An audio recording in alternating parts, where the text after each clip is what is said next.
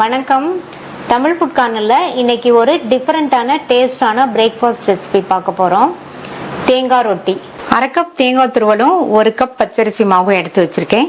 இந்த மாவு மிஷினில் கொடுத்து அரைச்ச மாவு. தேங்காய் துருவலை மிக்சி ஜாரில் சேர்த்துட்டு 1/4 கப் தண்ணி சேர்த்து நல்லா நைஸ் விழுத அரைச்சிக்கலாம். தேங்காய் விழுத இந்த மாதிரி நல்லா நைஸாக அரைச்சிக்கங்க. இந்த பேன்ல 1 கப் மாவு எடுத்தோம், அதுக்கு 3/4 கப் தண்ணி. இந்த மாவுக்கு தேவையான அளவு உப்பு நல்லா ஒரு தடவை கலந்து விட்டுறலாம். இந்த தண்ணி கொதிக்க ஆரம்பிக்கட்டும். சேர்த்த தண்ணி கொதிக்க ஆரம்பிச்சிருச்சு. இந்த ஸ்டேஜில் தேங்காய் விழுத சேர்த்துட்டு நல்லா ஒரு தடவை கலந்து கொடுத்துருங்க. அடுத்து ஸ்டவ்வோட தீயை நல்லா குறைச்சிட்டு நம்ம எடுத்து வச்ச அரிசி மாவை இதில் சேர்த்துக்கலாம். சேர்த்துட்டு நல்லா இதை கிண்டி கொடுங்க. இந்த மாவு தண்ணி எல்லாம் நல்லா இழுக்கட்டும். சேர்த்து தண்ணி எல்லாம் மாவு நல்லா இழுத்துருச்சு. ஸ்டவ் வந்து சிம்லேயே தான் இருக்கு. இப்ப ஸ்டவ் ஆஃப் பண்ணிட்டு மூடி வச்சிருங்க. மாவு வந்து கை பொறுக்கிற அளவு சூடு வரட்டும். மாவு இப்போ கை பொறுக்கிற அளவு சூடு இருக்கு. இதை வேறொரு பிளேட்டுக்கு மாத்தி வச்சிடலாம்.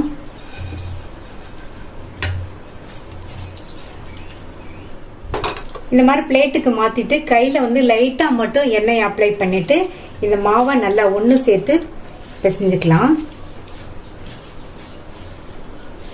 மாவை பிசைஞ்சாச்சு. மாவு வந்து இந்த பக்குவத்துக்கு இருக்கு. இதுல இருந்து கொஞ்சம் கொஞ்சமா எடுத்து நம்ம பிரிச்சு உருட்டி வச்சுக்கலாம்.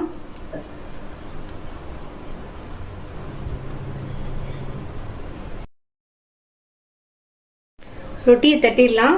வாழை இலையில எண்ணெய் அப்ளை பண்ணி வச்சிருக்கேன். ஒரு உருண்டை மாவு எடுத்து கையில லைட்டா எண்ணெயை தொட்டுட்டு இதை வந்து நல்ல ரவுண்டா தட்டிக்கலாம். ரொம்பவும் தின்னா இல்லாம ரொம்பவும் திக்காவும் இல்லாம ஓரளவு திக்னஸ்க்கு நல்ல ரவுண்டா இந்த மாதிரி தட்டிக்கலாம். நம்ம தேங்காய் சேர்த்துருக்கிறதுனால டேஸ்ட் வந்து சாப்பிட்றதுக்கு ரொம்ப நல்லா இருக்கும். இப்ப தட்டியாச்சு. இந்த அளவு திக்னஸ்க்கு இருக்கிற மாதிரி தட்டிக்கங்க. இன்னொரு உருண்டை மாவும் எடுத்து நல்லா ரவுண்டா தட்டிக்கலாம். எண்ணெயை கையில லைட்டா அப்ளை பண்ணிட்டு தட்டினோம்னா நம்மளுக்கு நல்லா தட்டுறதுக்கு நல்லா ஈஸியா இருக்கும். இந்த மாதிரி தட்டி வச்சு தோசைக்கல்ல போட்டு எடுத்துடலாம். தோசைக்கல் போட்டு சூடாயிடுச்சு. நம்ம தட்டி வச்ச ரொட்டியை இப்படியே இலையோடையே வச்சுட்டு இப்படியே எடுத்துட்டோம்னா நல்லா ஈஸியா வந்துடும். ரொட்டியை சுத்தியும் ரொட்டி மேலையும் லைட்டா எண்ணெய் அப்ளை பண்ணிக்கங்க. ஸ்டவ் மீடியம் ஃப்ளேம்ல வச்சுக்கோங்க. ரொட்டி ஒரு சைடு வெந்ததுக்கு அப்புறமா திருப்பி போட்டுக்கலாம்.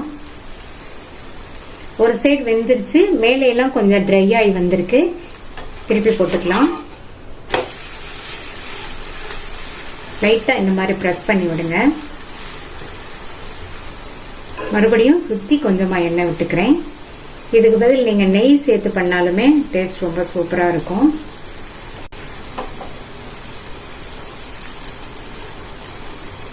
இந்த மாதிரி லைட்டா பிரஸ் பண்ணி விட்டோம்னா ரொட்டி அந்த சைடும் பிரவுன் ஸ்பாட் வந்து கரெக்டா வெந்துரும். இப்ப திருப்பி போட்டுக்கலாம். மறுபடியும் இந்த மாதிரி லைட்டா பிரஸ் பண்ணி விட்டுட்டு எடுத்துடலாம். ரெண்டு சைடுமே ரொட்டி சூப்பரா வெந்துருச்சு. எடுத்துடலாம். நல்லா சாஃப்டான டேஸ்டான சுவையான தேங்காய் ரொட்டி ரெடி ஆயிடுச்சு.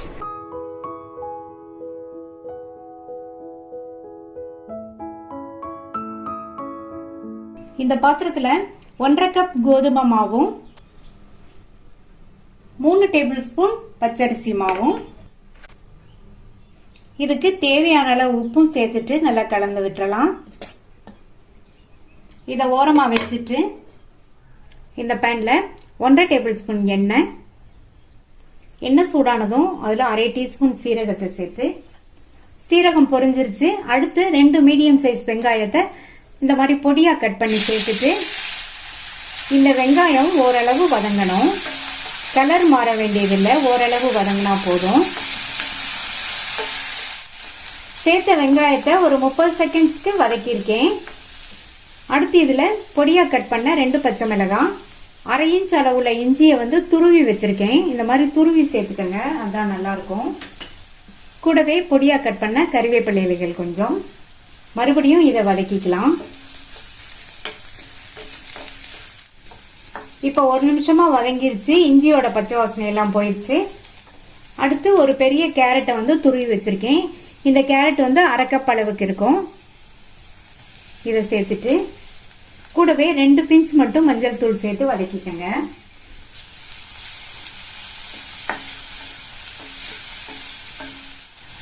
கேரட் துருவலை சேர்த்து நல்லா ஒரு தடவை வதக்கி விட்டாச்சு. இப்போ இதுக்கு தேவையான அளவு உப்பு சேர்த்துக்கலாம். உப்பு சேர்த்துட்டு ஒரு 2 நிமிஷத்துக்கு நல்லா வதக்கி விட்டுருங்க. கேரட் எல்லாம் ஓரளவு வதங்கி வந்துடும். கேரட் சேர்த்து 2 நிமிஷமா வதக்கியாச்சு, ஓரளவு வதங்கிருச்சு. ஸ்டவ் ஆஃப் பண்ணிட்டு இதை ஆற விட்டுறலாம்.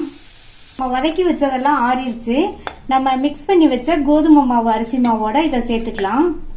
இது கூட 1/4 டீஸ்பூன் மிளகாத்தூள். நம்ம பச்சை மிளகாலாம் சேர்த்துருக்கிறதுனால மிளகாத்தூள் இந்த அளவு போதும். நீங்க தேவைப்பட்டா கூட கொஞ்சம் சேர்த்துக்கங்க. அடுத்து இது கூட 1-2 பொடிச்ச வறுத்த வேர்க்கடலை, இதை வந்து 2 டேபிள் ஸ்பூன் இதுல சேர்த்துக்கலாம். இந்த மாதிரி இதை சேர்த்து நம்ம ரொட்டி பண்ணோம்னா டேஸ்ட் ரொம்ப சூப்பரா இருக்கும். அடுத்து பொடியா கட் பண்ண கொத்தமல்லி இலைகள். இப்ப எல்லாத்தையும் நல்லா ஒன்னா மிக்ஸ் பண்ணிக்கலாம். இந்த மாதிரி கலந்துட்டு இதுல கொஞ்சம் கொஞ்சமா தண்ணி சேர்த்து பிசைஞ்சுக்கலாம். தண்ணியை வந்து மொத்தமா ஊத்திடக்கூடாது. மாவு பார்த்தீங்கன்னா நம்ம சப்பாத்தி எல்லாம் தேய்ப்போம் இல்லையா, அந்த மாதிரி வந்து பிசையக்கூடாது. சப்பாத்தி மாவோட வந்து தளர்வா இருக்கணும், அந்த அளவுக்கு நம்ம மாவை பிசைஞ்சுக்கணும். நம்ம இதை சப்பாத்தி மாதிரி ரோல் பண்ண போறது கிடையாது, ஒரு பட்டர் ஷீட்ல வச்சு நம்ம ரொட்டி மாதிரி தட்ட போறோம். அதனால மாவை வந்து தளர்வா பிசைஞ்சுக்கணும். கொஞ்சம் கொஞ்சமா தண்ணி சேர்த்து மாவை பிசைஞ்சிட்டோம். இந்த மாதிரி இருக்கிற மாதிரி பிசைஞ்சுக்கங்க. இது சப்பாத்தி மாவோட கொஞ்சம் தளர்வா இருக்கு. நான் வந்து ரொட்டி தட்டுறதுக்கு இந்த அளவு மாவு எடுத்திருக்கேன். இந்த அளவு கொஞ்சம் பெரிய உருண்டையா உருட்டி வச்சிருக்கேன். இதே மாதிரி மீதி உள்ள மாவையும் உருட்டி வச்சிடலாம். நம்ம உருட்டி வச்ச மாவுல இருந்து ஒரு உருண்டை மாவு எடுத்திருக்கேன். இந்த பட்டர் ஷீட்ல மேல எண்ணெய் அப்ளை பண்ணியிருக்கேன். நீங்க பட்டர் ஷீட் இருந்தா எடுத்துக்கங்க, அல்லது வாழையில இருந்தாலும் எடுத்துக்கலாம். இதை வச்சுட்டு கையில வந்து கொஞ்சமா எண்ணெய் அப்ளை பண்ணிட்டு நல்லா மெல்லிசா ரவுண்டா தட்டிக்கலாம். ரொம்ப திக்கா இல்லாம ஓரளவு இந்த மாதிரி மெல்லிசா இருக்கிற மாதிரி தட்டிக்கங்க, அப்பதான் நல்லா இருக்கும். நல்லா ரவுண்ட் ஷேப்ல தட்டியாச்சு. இத இந்த மாதிரி ஒரு ஷார்ப்பான மூடிய வச்சு பிரஸ் பண்ணிட்டோம்னா இன்னுமே நமக்கு நல்ல அழகா ரவுண்ட் ஷேப் கிடைச்சிரும். இந்த மாதிரி பிரஸ் பண்ணிட்டு எக்ஸஸ் உள்ள மாவெல்லாம் எடுத்துட்டு மெதுவா மூடி எடுத்துட்டோம்னா நமக்கு அழகான ரவுண்ட் ஷேப் கிடைச்சிரும். இதே மாதிரி எல்லாத்தையும் தட்டி தட்டி தோசைக்கல்ல போட்டு எடுத்துடலாம். தோசைக்கல் போட்டு சூடாயிடுச்சு. இதுல வந்து லைட்டா இந்த மாதிரி எண்ணெய் அப்ளை பண்ணிட்டு நம்ம தட்டின ரொட்டிய பேப்பரோடைய தோசைக்கல் மேல வச்சிடலாம். வச்சுட்டு நம்ம அப்படியே எடுத்துட்டோம்னா நல்லா ஈஸியா ஒட்டாம வந்துடும். அழகா வந்துருச்சு. இப்போ வந்து ஸ்டவ் மீடியம் ஃப்ளேம்லயே இருக்கட்டும். இந்த ரொட்டி மேலையும் ரொட்டியை சுத்தியும் கொஞ்சமா இந்த மாதிரி எண்ணெயை விட்டுக்கலாம். மேலே எல்லாம் ஓரளவு ட்ரை ஆயிடுச்சு. இந்த ஸ்டேஜ்ல பரட்டி போட்டுக்கலாம். லைட்டா இந்த மாதிரி பிரஸ் பண்ணி விடுங்க. அந்த சைடும் நல்லா வெந்ததுக்கு அப்புறமா எடுத்துடலாம். 2 சைடுமே பரட்டி பரட்டி போட்டு ரொட்டி வெந்துருச்சு, எடுத்துடலாம். சாஃப்டான டேஸ்டான கோதுமை ரொட்டி ரெடி ஆயிடுச்சு. மீதி உள்ளதையும் இதே மாதிரி போட்டு எடுத்துடலாம்.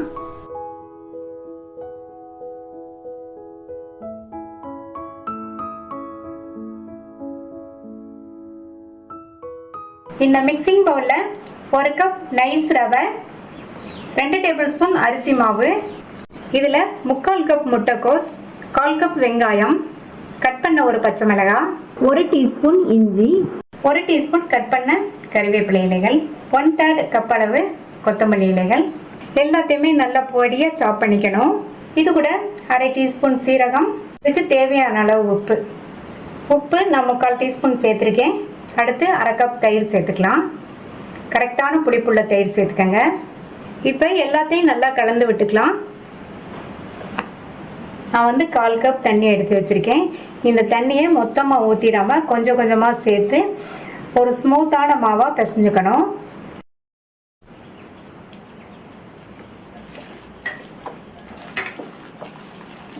எடுத்து வச்ச 1/4 கப் தண்ணியை ஃபுல்லா சேர்த்துட்டேன்.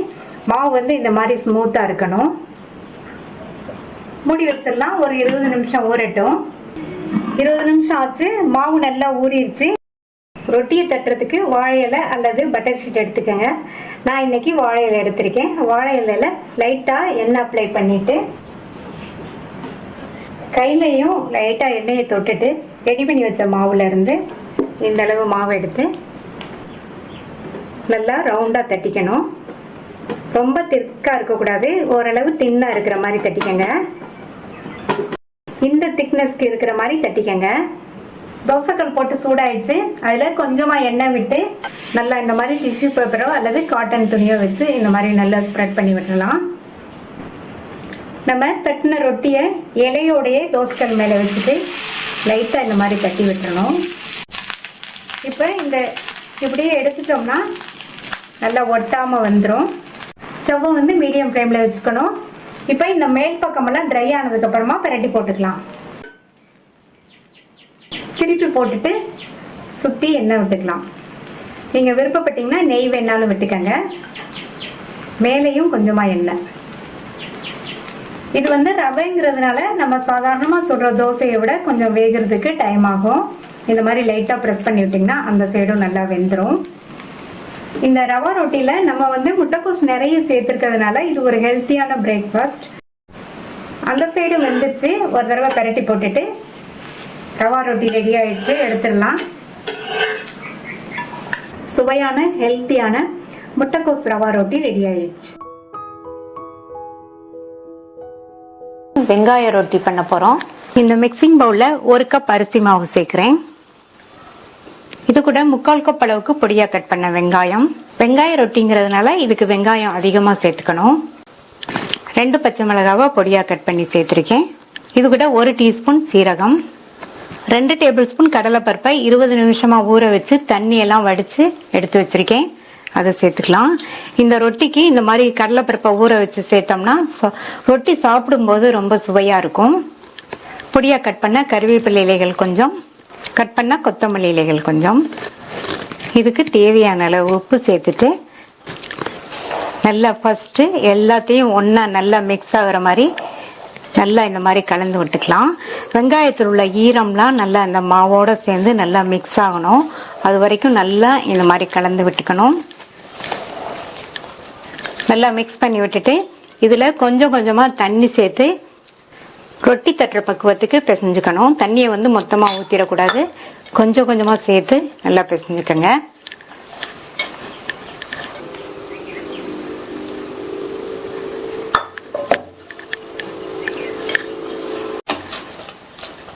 கொஞ்சம் கொஞ்சமா தண்ணி சேர்த்து மாவு பிசைஞ்சாச்சு. மாவு வந்து இந்த பக்குவத்துக்கு இருக்கணும். இந்த மாதிரி இருந்துச்சுன்னா ரொட்டி தட்டுறதுக்கு ஈஸியா இருக்கும். இந்த மாவு வந்து ஊற வைக்கணுங்கிற அவசியம் கிடையாது, உடனே நம்ம ரொட்டியை தட்டிடலாம். ரொட்டியை தட்டுறதுக்கு ஒரு பிளேட் மேல ஒரு ஈரமான காட்டன் துணி போட்டிருக்கேன்.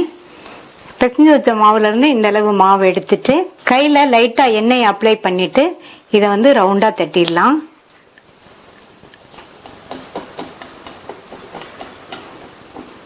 ரொம்ப தடிமனா இல்லாம ஓரளவு திக்னஸ்க்கு இந்த மாதிரி ரவுண்டா நல்லா தட்டிக்கங்க. தட்டி வச்ச ரொட்டியை இப்படியே துணியோடைய தோசைக்கல்ல சேர்த்துட்டு அப்படியே எடுத்துருங்க. நல்லா ஈஸியா வந்துடும். ரொட்டியை சுத்தி கொஞ்சமா எண்ணெய் விட்டுக்கலாம். ரொட்டி மேலையும் கொஞ்சமா எண்ணெய் சேர்க்கிறேன். ஒரு சைடு வெந்ததும் திருப்பி போட்டுக்கலாம். ஸ்டவ்வை மீடியம் ஃப்ளேம்ல வச்சுக்கோங்க. இந்த ரொட்டி வெந்து வர்றதுக்கு கொஞ்சம் டைம் ஆகும். ஒரு சைடு வேகட்டும். மேலே எல்லாம் முன்னாடி இருந்ததோடவே நல்ல ட்ரை ஆயிருக்கு. இப்ப பிரட்டி போட்டுக்கலாம்.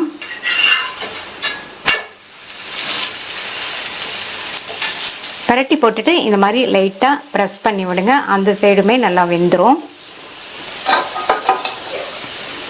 தேவைப்பட்டா சுத்தி கொஞ்சமா எண்ணெய் சேர்த்துக்கங்க.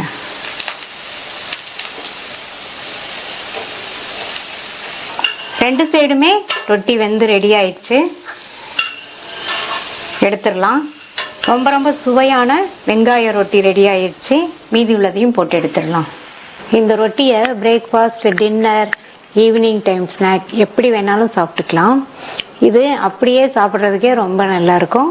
இல்லைன்னா நீங்கள் விருப்பப்பட்ட சட்னி வச்சு சாப்பிட்டுக்கலாம். ட்ரை பண்ணி பார்த்துட்டு உங்கள் கமெண்ட்ஸை சொல்லுங்கள். தேங்க்யூ.